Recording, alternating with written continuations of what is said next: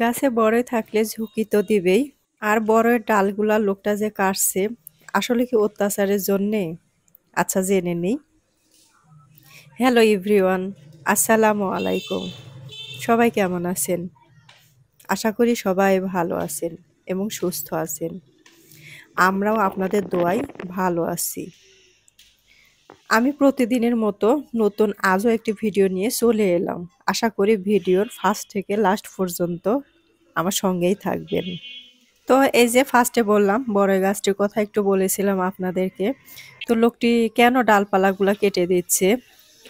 আসলে বড়ই খাওয়া কিন্তু শেষ। এখন ডালপালাগুলা রেখে আর কি করবে? তাই কেটে ফেলছে। আর এই কথাগুলো কিন্তু ঠিক সেদিকেই যায়। মানুষের স্বার্থ থাকলে আসলে সবাই তাকে ভালোবাসে। আর স্বার্থ না থাকলে কেউ তাকে ভালোবাসে না। ওই যে কথাটা আছে আরেকটা, যে তেলের মাথায় সবাই তেল দেয় আর অতেলে মাথায় কেউ তেল দেয় না। তো আসলে এই কিছুটা সত্য আর কি। এই বড় গাছটা দেখে আপনারা একটু হলে উপলব্ধি করতে পারবেন। আর এটাকে বলে যে সময় থাকতে সময়ের মূল্য দিতে শিখুন। যে সময়টা আমাদের লাইফ থেকে চলে যাবে সে সময়টা কিন্তু আর কখনো ফিরে আসবে না। তাই গাছটিতে বড় নেই, তাই গাছের মূল্য নেই। আবার যখন ফল আসবে তখন গাছটির আবারও মূল্য হবে। এটাই হলো আসল কথা। ওদিকে যাও তো বাবা, আমি রান্নাটা শেষ করে নিই। তোমার জন্য খিচুড়ি রান্না করবো বাবা, তুমি দুষ্টামি করো না। ওদিকে চলে যাও। আপা কোথায় গেল? ডাক দাও তো আপা। খিচুড়ি রান্না করব, তাই খিচুড়ি সবগুলো উপকরণ আমি একসঙ্গে দিয়ে নিয়েছি। এখন ভালোভাবে আমি মাখিয়ে নেব। তোমার ভাই এক ডাক দাও তো বাবা। হ্যাঁ, আমি সুন্দরভাবে এখানে মাখিয়ে নিয়েছি। এখন পরিমাপ মতো পানিটা অ্যাড করব।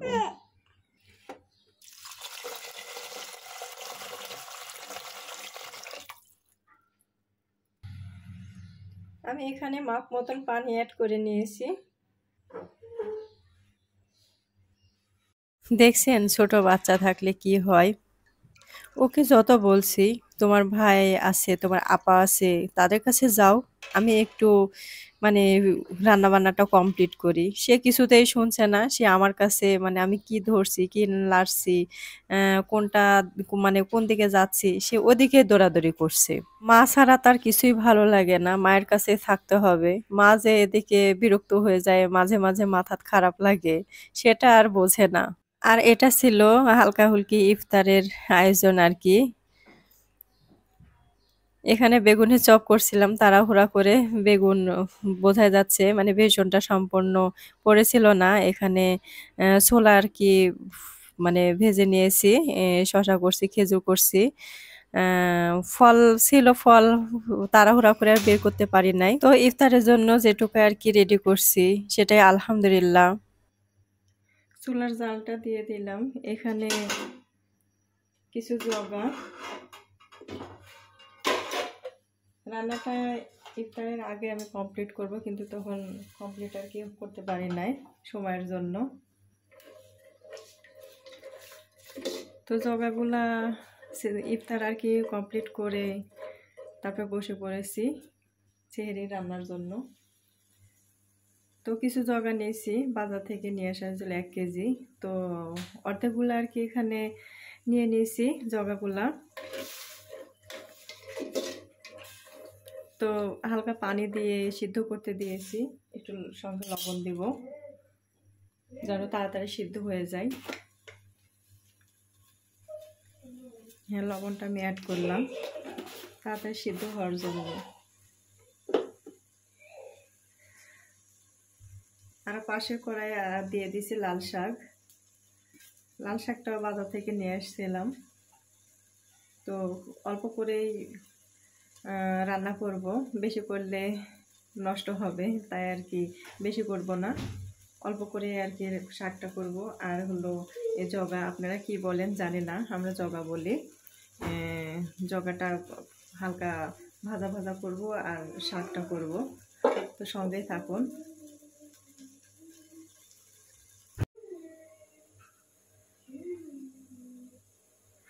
জগা সিদ্ধ হতে যদি একটু সময় লাগবে, শাকে তেমন একটা তো সময় লাগবে না। তো সিদ্ধ হয়ে যাক, আমি ঢাকনা দিয়ে ঢেকে রাখছি কিন্তু পাতিলটা। এদিক দিয়ে শাকে একটু লবণ দিয়ে দিচ্ছি যেন তাড়াতাড়ি শাকটা নরম হয়ে যায়, যে পানিটা বের হয়ে আসে, শাকের যে এক্সট্রা পানি বের হয়ে আসে, তাই একটু লবণ দিয়ে দিলাম। ঢাকনাটা দিয়ে আবারও ঢেকে রাখলাম।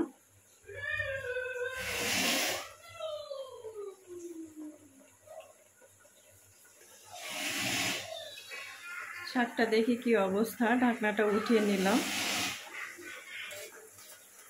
একটু হালকা ছুরির মাধ্যমে নেড়ে দিই আমি।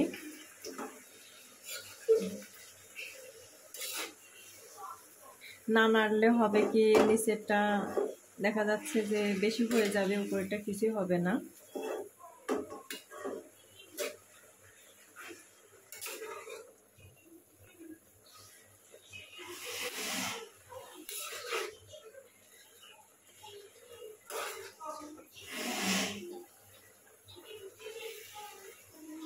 তো এই তো লাড়াটা হয়ে গেছে আমার শাকটা। এখন এটা দেখি এটার কি অবস্থা। সেই জগা, এটাই সেই জগা।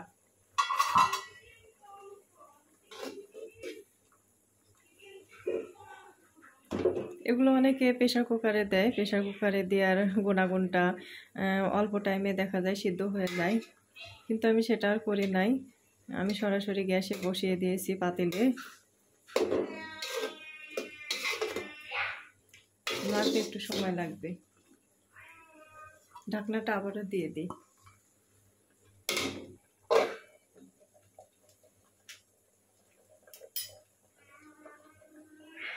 তো এই পর্যন্ত আমার ভিডিওটির সঙ্গে কে কে আছেন আমি জানি না, কিন্তু প্লিজ একটা লাইক দিয়ে দিবেন। আর নতুন আপু ও ভাইয়াদের পক্ষ থেকে আমার ভিডিওটির কোনো অংশ যদি একটু হলেও ভালো লেগে যায় তাহলে প্লিজ একটা সাবস্ক্রাইব করে দিবেন। সাবস্ক্রাইব করে রাখা বেল অপশনটি অন করে দিবেন, তাহলে আমি ভিডিও যখনই ছাড়ব নোটিফিকেশনটি চলে যাবে আর আপনি আপনার সময় সুযোগ নিয়ে ভিডিওটি দেখতে পারবেন। আর অলরেডি যে আপু ভাইয়েরা এই কাজটি করেছেন তাদেরকে অসংখ্য অসংখ্য ধন্যবাদ জানাই। আর এদিক দিয়ে সেজে জগা আর লাল শাকটা দেখলেন আপনারা। লাল শাকটা মোটামুটি আমার হালকা সিদ্ধ হয়ে গেছে। তো ওটা আর কি আমি বাগার দেব। তো বাগারের জন্য রসুন, পেঁয়াজ এবং পরে কাঁচামরিচ দিয়ে দিছি। তো এটা বাদামি কালারের অপেক্ষায় থাকবো। আর পেঁয়াজটা যেন তাড়াতাড়ি আর কি মানে ইয়া হয়ে যায়, মানে পোড়া পোড়া হয় ভাবটা।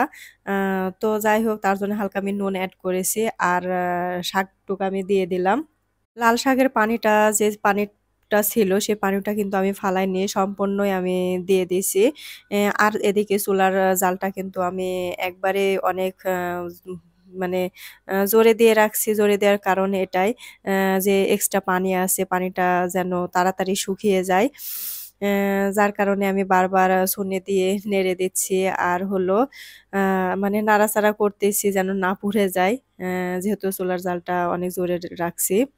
বাজার থেকে আমি যে শাকটা নিয়ে আসছিলাম এখানে ৪ মুঠার মধ্যে মানে ২ মুঠার মতো রান্না করছি। আ তো শাকটা যদিও অল্প দেখা যাচ্ছে, আমি অল্প করে রান্না করতেছি।